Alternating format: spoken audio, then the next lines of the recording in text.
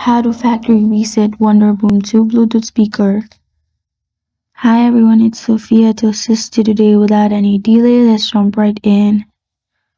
Your ultimate ear speaker needs to be turned on. Not press one's power button. It just needs to be turned on. You'll find this kind of button. After you do that, now press together volume down button and power key and hold it for over 10 seconds.